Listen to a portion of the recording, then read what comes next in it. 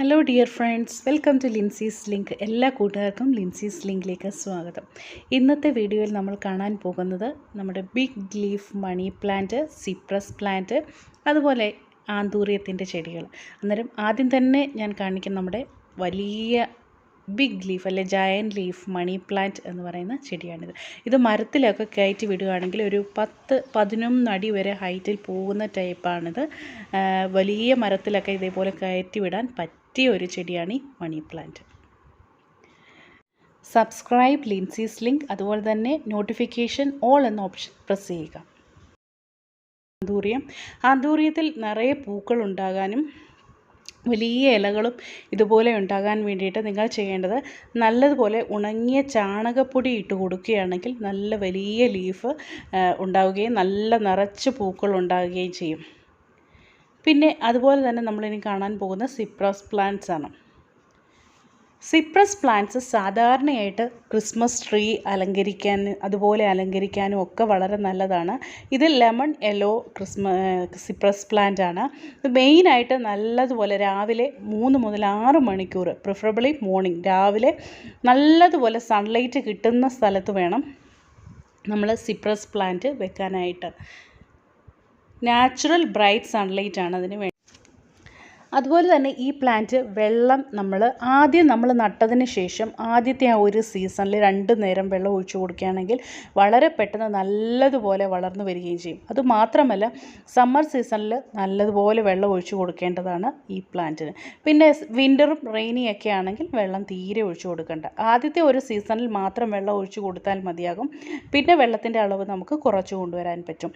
ഈ Cyprus plant ഒരു പ്രത്യേകത എന്ന് വെച്ച് കഴിഞ്ഞാൽ നമുക്ക് ഒരു പ്രാവശ്യം ഈ പ്ലാന്റ് വെച്ച് നല്ലതുപോലെ ഒന്ന് പിടിച്ച് കിട്ടിക്കഴിഞ്ഞാൽ വളരെ കുറവ് കൊടുത്താൽ മതി. ഒരുപാട് കെയർ ഒന്നും വേണ്ടാത്ത ചെടിയാണിത്.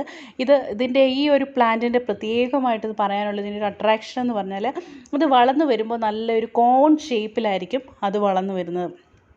അതുപോലെ തന്നെ ഇത് നമുക്ക് നല്ല ഭംഗിയിൽ വെട്ടി നിർത്തിക്കഴിഞ്ഞാൽ നല്ലതുപോലെ കിളിച്ചു വരികയും ചെയ്യും. ഇത് നമുക്കൊരു മതിലിൻ്റെയൊക്കെ സൈഡിൽ ബോർഡറായിട്ട് വെക്കാനും വളരെ ബ്യൂട്ടിഫുൾ ആയിട്ടുള്ളൊരു പ്ലാന്റാണ്. ലെമൺ സിപ്രസ് പ്ലാന്റിൻ്റെ പ്രത്യേകത എന്ന് പറഞ്ഞാൽ അതിൻ്റെ ലീഫിൽ നമ്മൾ നല്ലതുപോലെ ഇങ്ങനെ ഒന്ന് ടച്ച് ചെയ്തിട്ട് നമ്മൾ മണത്ത് നോക്കുകയാണെങ്കിൽ നല്ലൊരു ലെമണിൻ്റെ മണമാണ് ഈ ഒരു പ്ലാന്റിന് ഉള്ളത്. പിന്നെ പ്രത്യേകം ശ്രദ്ധിക്കേണ്ട കാര്യം, നമ്മൾ ഈ സിപ്രസ് പ്ലാന്റ് വെക്കുമ്പോൾ നല്ല വെൽ ഡ്രെയിനായിട്ട്, അതായത് വെള്ളം ഒന്നും കിടക്കാത്ത സ്ഥലത്ത് വേണം നമ്മൾ ഈ പ്ലാന്റ് വെക്കാനായിട്ട്. ചെടിച്ചട്ടിയിലും നമുക്കിത് വളർത്താവുന്നതാണ് ഈ ഒരു പ്ലാന്റ്. പിന്നെ നമ്മൾ നടുമ്പോൾ മണ്ണ് നല്ല ഓർഗാനിക്കലി നല്ല റിച്ച് ആയിട്ടുള്ള സോയിൽ, നല്ല വെൽ ഫെർട്ടൈലായിട്ടുള്ള മണ്ണിൽ വേണം ഈ ഒരു പ്ലാന്റ് നടാൻ. എന്നാൽ മാത്രമേ നല്ല ലഷായിട്ട് നല്ലതുപോലെ ഈ പ്ലാന്റ് വളർന്നു വരത്തുള്ളൂ. പിന്നെ നമ്മൾ ഇതിന് പ്രത്യേകിച്ച് വളമായിട്ട് കൊടുക്കേണ്ടത് ചാണകപ്പൊടി, നേരത്തെ ഞാൻ പറഞ്ഞ പോലെ നല്ലൊരു വളമാണ്. അതുകൂടാതെ തന്നെ നമുക്ക് എല്ലുപൊടിയൊക്കെ നല്ല വളമാണ്. ഈ പ്ലാന്റിൽ പ്രത്യേകിച്ച് പൂക്കളൊന്നും ഞാൻ ഇതുവരെ കണ്ടിട്ടില്ല. ഇതേപോലെ സെയിം നമ്മൾ മണ്ണിൽ നട്ടാൽ മാത്രം മതി. പൂക്കളില്ലാത്ത ലീഫി പ്ലാന്റാണിത്.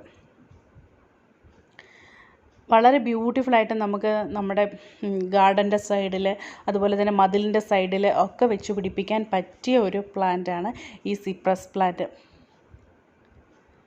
വളരെ ബ്യൂട്ടിഫുള്ളായിട്ട് വളർത്തിയെടുക്കാൻ പറ്റുന്ന പ്ലാന്റാണിത്.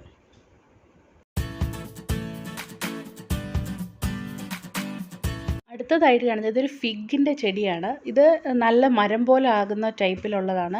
ഇത് ആക്ച്വലി ബഡ് ചെയ്ത ഫിഗ് ആണെന്നാണ് അവർ പറഞ്ഞത്. ഇതിനകത്ത് വന്നു തുടങ്ങിയിട്ടുണ്ട്. നമുക്ക് ഇത് വളരെ നല്ല ടേസ്റ്റി ആയിട്ടുള്ള ഫിഗ്സാണ് ഇതിൻ്റെ അകത്ത് ഉണ്ടാകുന്നത്. ഇത് ആദ്യമായിട്ടുണ്ടാകുന്നതാണ്. അന്നേരം നല്ലതുപോലെ ഇത് കിളിച്ചു വരുന്നുണ്ട്. ഇതും ഇതിൻ്റെ കൂടെ തന്നെ സിപ്രസിൻ്റെയൊക്കെ അടുത്തായിട്ട് തന്നെയാണ് നട്ടു വച്ചിരിക്കുന്നത്. നല്ല ബ്യൂട്ടിഫുള്ളായിട്ട് വരുന്ന ഒരു ചെടിയാണ് ഫിഗ്. നല്ല തണൽ മരമായിട്ടൊക്കെ നിർത്താൻ പറ്റിയതാണ് ഫിഗ്. ഇപ്പോൾ നഴ്സറികളിലൊക്കെ അതിൻ്റെ തൈ വാങ്ങാൻ കിട്ടും.